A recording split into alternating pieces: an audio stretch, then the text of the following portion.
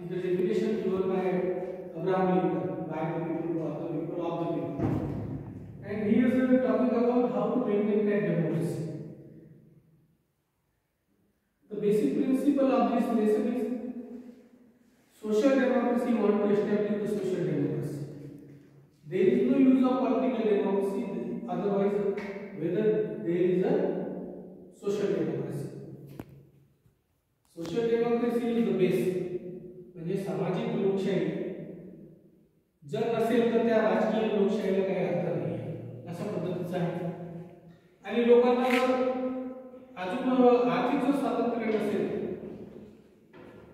साधन संपत्ती जर मिळत नसेल लोकांना, तर मग त्याचा अर्थ काय? म्हणजे नुसती डेमोक्रेसी सुद्धा चालत नाही. तर त्यांनी एक टर्म त्याच्यामध्ये घेतलेले आहे, फ्रॅटर्निटी, लिबर्टी आणि इक्वॅलिटी.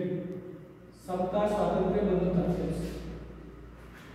समता, स्वातंत्र्य, बंधुता हे जे प्रिन्सिपल आहेत ते कशामध्ये घेतलेले आहेत आपण?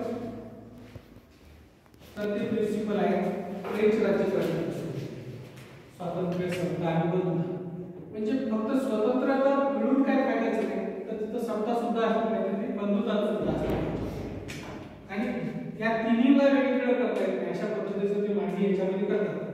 आता याच्यामध्ये बघा, if we wish to maintain democracy not only in form but also in fact, what must we do? The first thing is my judgment we must do is to hold fast to constitutional method of achieving our social and economic objectives.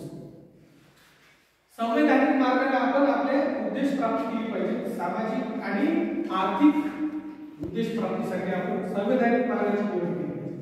It means we must abandon the bloody methods of revolution. आता क्रांती करायची गरज नाही, देशाला स्वातंत्र्य मिळालं आहे म्हणून आता काही कुठं जास्त काही उभारण्याची गरज नाही. It means that we must abandon the method of civil disobedience. असहकार, हे गांधीजींनी जे असहकार आंदोलन केलं ते इंग्रजांच्या काळामध्ये आवश्यक होतं की देशाला स्वातंत्र्य मिळवण्यासाठी असहकार धोरण असलं पाहिजे. परंतु आता ते स्वतंत्र झालं तर आपल्याला काही मार्ग आपण बदलले पाहिजे. नॉन कोऑपरेशन, डिसओबिडियन्स, सत्याग्रह, आता या गोष्टीची गरज आली नाही.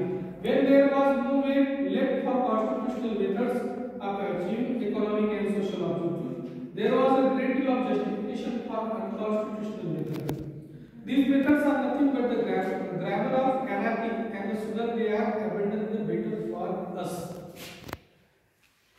आता ह्या सर्व जे असहकार आहे किंवा सत्याग्रह आहे किंवा नॉन कोऑपरेशन, डिसओबिडियन्स, कायदे भंग जलवतो, तर हे कशासाठी, हे कशाचं ठरवतं काय? तर हे आपल्या लोकशाहीमध्ये योगदान आहे की अनार्की, अराजकता वाजवणाऱ्या गोष्टी आहेत. The second thing we must do is to observe the caution which George Orwell has given to us. इथं स्टॉप करून टाकते व्हिडिओ. 3 मिनिटाचा बोलावा लागला दुसरा. तू स्टॉप केलं का? याला स्टॉप केलं की झालं?